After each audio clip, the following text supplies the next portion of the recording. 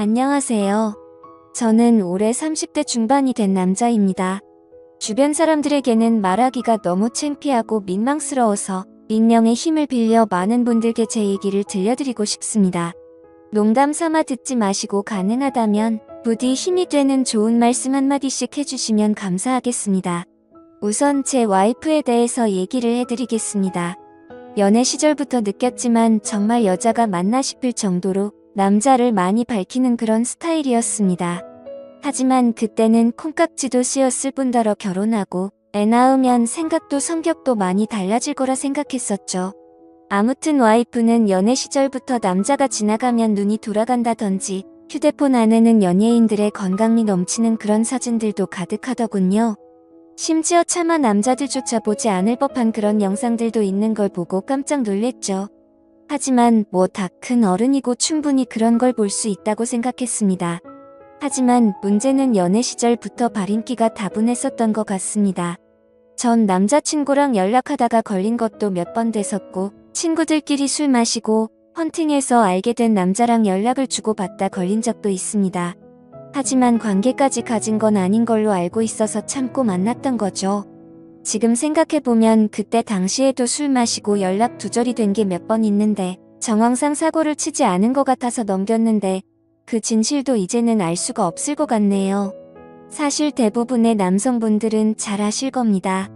제 와이프는 모든 남자들이 뒤돌아 볼 만큼 인기가 많았습니다. 하지만 결혼한 지도 3년이라는 시간이 지나다 보니 연애 때만큼 그렇게 확 땡기지 않더군요.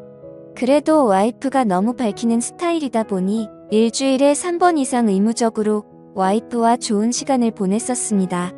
저희 부부에게는 아내의 욕구가 강하다는 거 말고 정말 서로 아무 문제 없는 그냥 평범한 대한민국의 30대 초반의 앞날을 생각하며 열심히 살아가는 부부였습니다.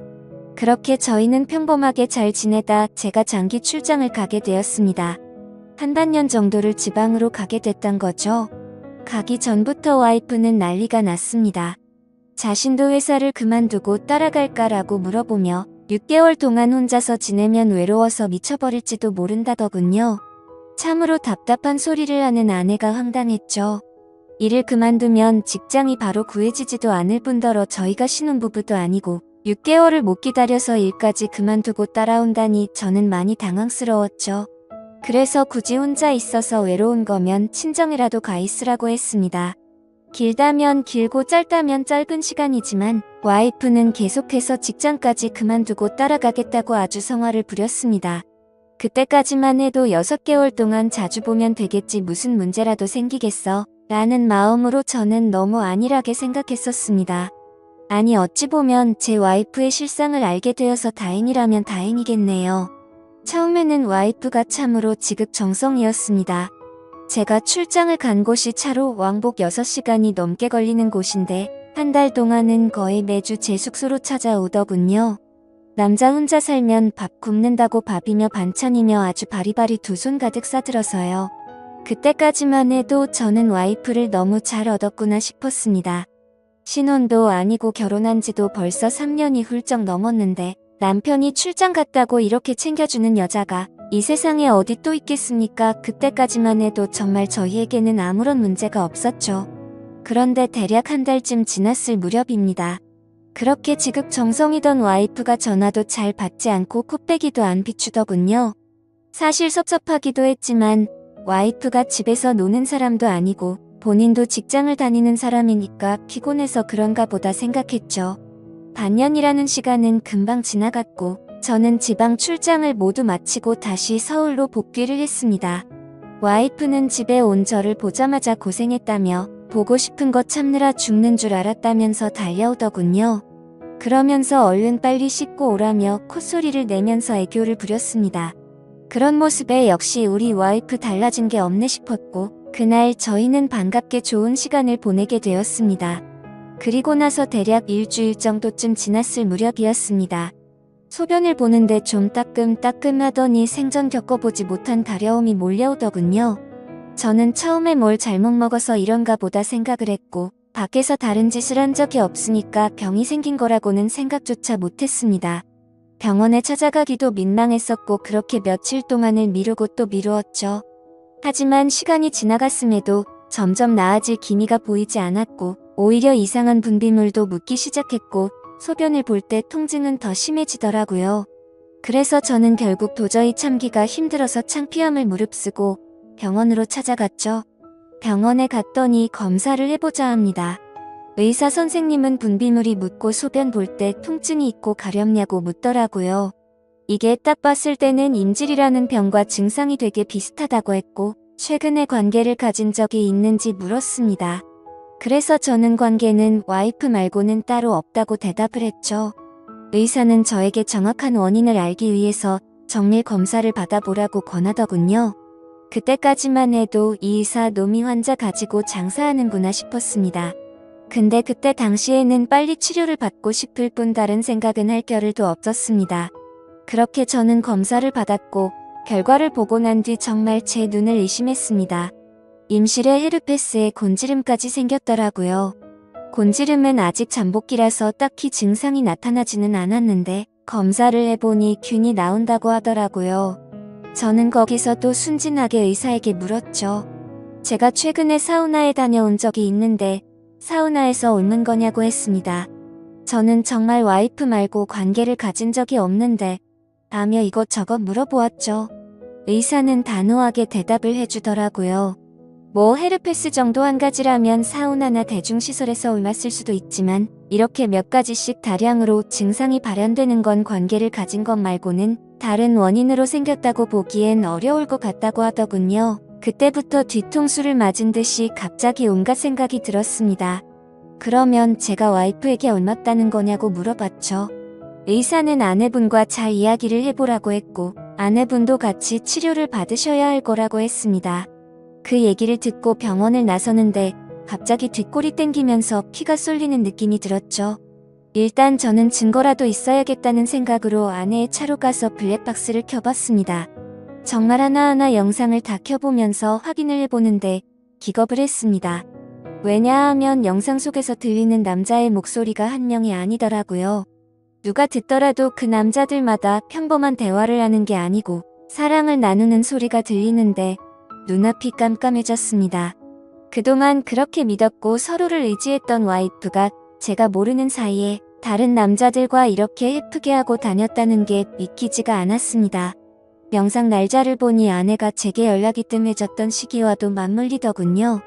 제가 출장을 간 지 한 달 뒤 정도에 어떤 남자와 대화를 하는데 대화 내용만 보면 술을 마셨는지 대리기사의 목소리도 들렸습니다. 그런데 다른 사람이 있는데 아랑곳하지 않고 역겨운 말을 하더군요. 남편이 출장을 가서 없으니까 잠시 쉬다 가도 괜찮다고 하는데 너무 충격적이었습니다. 평소에 다른 사람의 시선도 신경 쓰는 다소곳한 모습이 있던 사람이었고 관계를 가질 때조차도 많이 밝히기는 해도 선을 넘지 않았는데 너무 다른 사람 같았습니다. 저는 그 길로 블랙박스 메모리칩을 빼들고서 집으로 달려갔습니다. 집에 도착한 저는 곧장 와이프를 불렀죠. 너 지금 내가 어디 갔다 온 줄 아냐고 했고 비뇨기과 갔다 왔는데 너 도대체 나 없을 때 뭔 짓거리를 하고 다녔냐고 소리를 질렀습니다. 제가 막 소리를 지르면서 화를 내니까 와이프는 덜덜 떨며 무슨 소리냐고 자신이 무슨 짓을 했다고 이러냐고 변명을 하더군요. 그래서 다시 물었습니다. 아무 일도 없는데 갑자기 내 몸에 임질에 헤르페스에 거기다 곤지름까지 생기냐고 했고 나는 너 말고 다른 여자와 보낸 적이 없는데 그럼 이 병은 갑자기 하늘에서 뚝 떨어진 거냐고 했습니다. 내가 1년을 자리를 비운 것도 아니고 고작 6개월 비웠을 뿐인데 그새를 못 참고 딴 놈이랑 붙어 먹었냐고 말했고 거짓말할 생각은 하지 말라며 블랙박스 메모리칩을 내려놨습니다. 지금부터 거짓말할 생각하지 말고 솔직히 말하라고 더 크게 소리를 질렀습니다. 제가 너무 흥분을 했고 증거자료까지 내밀면서 몰아붙이다 보니까 그제서야 와이프는 사실대로 실토하더군요. 아주 여기저기 다 정차하는 버스가 따로 없더군요. 처음에 너무 외로워서 그랬답니다. 회식을 하게 되었고 술에 취해서 결국 실수가 시작되었답니다. 평소부터 자신에게 잘 대해주던 직장 후배인데 같은 방향으로 가는 김에 차에 같이 타게 되었답니다. 근데 술에 너무 취해서 자신도 모르게 많이 외로웠답니다. 그래서 그냥 단순히 술을 한 잔만 더 하고 싶은 생각에 집으로 불러들였고 술을 더 마시다 실수를 해버렸다고 하더군요. 제게는 너무나 소중했던 제 보금자리에서 다른 남자놈이랑 놀아나다니 정말 너무 화가 났고 역겨웠습니다. 그런데 이건 시작에 불과하더군요. 그날 이후로 곱비 풀린 망아지처럼 지냈더군요. 어차피 실수를 시작했고 죄책감에 오히려 더 막 나가게 됐답니다. 근데 참 이해가 안 가지 않나요? 상식적으로 실수를 했다면 더 자숙해야 하는데 오히려 더 이따위 짓을 했다는 걸 보면 언젠가는 이딴 짓을 하고 살았을 사람이란 걸 느꼈습니다. 같이 사고를 쳤던 남자들도 다양해서 참 대단하더군요. 직장 후배를 시작으로 유부녀라는 사람이 낯선 남자와도 시간을 보냈고 애인처럼 주기적으로 만난 사람까지 있더라고요. 저는 당장 그 놈들 연락처 다 적으라고, 어떤 놈들인지 다 알아야겠다고 몇 번 했는지 또 어떤 놈인지 적으라고 했습니다. 와이프는 처음에 그걸 어떻게 다 기억하냐고 그러면서 못 적겠다고 하더군요. 정말 울컥하더군요. 그딴 짓을 해놓고서 어떻게 다 기억 못하냐면서 따졌습니다. 그럼 정 못 적겠으면 너네 친정집으로 가자고 했습니다. 지금 당장 너희 부모님 앞에서 추궁하겠다고 난리를 치니까 마지못해서 적기 시작하더군요. 참 기가 막혔습니다. 6개월이라는 짧은 기간 동안 시간을 보낸 남자가 무려 5명입니다. 한 번만 만나서 놀았던 놈은 3명이었고 직장 후배와는 3번의 만남을 더 가졌답니다. 가장 많이 만난 놈이랑은 셀 수도 없을 것 같더군요. 근데 더 충격적인 건 가장 많이 만났다는 그 놈은 저도 알던 놈이었습니다. 왜냐하면 제가 와이프와 자주 가던 식당의 사장놈이었습니다. 심지어 이 사람은 50대 초반쯤인데 와이프와는 거의 20살 이상이 차이가 났던 거죠. 정말 자존감이 무너져 내렸고 충격적이었습니다. 그 사장놈과 가깝게 지낸 지도 오래되었고 그 집구석 부부와 저희 부부가 함께 술자리도 수차례 가졌기 때문에 배신감은 더 컸습니다. 그런데 도대체 이 사장놈이랑은 언제부터 이딴 짓거리를 했냐고 물었습니다. 관계를 시작하게 된 건 3개월 정도 됐다고 하더군요. 어느 날 와이프는 친구들이랑 그 식당에서 모임을 가지게 됐다고 했습니다. 늦은 시간까지 술자리는 길어졌고 천연덕스럽게 그 사장은 그 자리에 끼었답니다. 그래서 2차까지 가게 되었고 와이프는 술에 취하게 되었답니다. 평소 친분이 있던 식당 사장놈이 데려다 준다고 해서 같이 차를 탔는데 거기까지만 기억이 나고 일어나 보니 같이 잠을 자고 있었다고 하더군요. 그래서 그날 이후부터는 계속해서 만남을 가져왔다고 했습니다. 아마도 이 인간이 없었더라면 더 많고 다양한 남자를 만났겠구나 싶었고 믿고 지낸 지도 오래된 사장놈에 대한 배신감은 이루 말할 수가 없었습니다. 그 사장놈은 저와는 나이차가 많이 났지만 많이 믿고 의지했던 사이였습니다. 와이프와 만나기 전부터도 친분을 가져왔었고 오죽하면 힘든 시기에는 제가 대출까지 받아가면서 도움을 줬던 사람입니다. 근데 그런 은인에게 이따위 짓을 하는 게 인간이 맞나요? 제 와이프도 인간 같지 않은 건 마찬가지입니다. 하룻밤을 비롯해 5명의 남자들과 만남을 가지고 그것도 모자라서 남편의 지인과 바람까지 피다니. 그것도 20살이 넘게 나이도 많고 자식까지 가진 유부남과 말이죠. 충격에 충격이 이어지다 보니 도대체 어디서부터 어떻게 화를 내야 할지 감조차 오지 않더라고요. 그래서 일단 저는 당장 휴대폰 잠금을 풀라고 했고 카톡을 열어서 메시지 내용을 봤습니다. 그동안의 메시지 내용은 지웠는지 오늘 날짜로 읽지 않은 메시지가 하나 와 있더군요. 이제 민철이가 출장 갔다 왔으니까 못 보는 거냐는 둥 앞으로 조심하면 되니까 우리 변하지 말자는 둥 역겨운 대화가 와 있더군요. 정말 너무 참담해서 말도 안 나오고 아무 생각도 들지 않더라고요. 그냥 분노에 휩싸였을 뿐 아무것도 보이지가 않았습니다.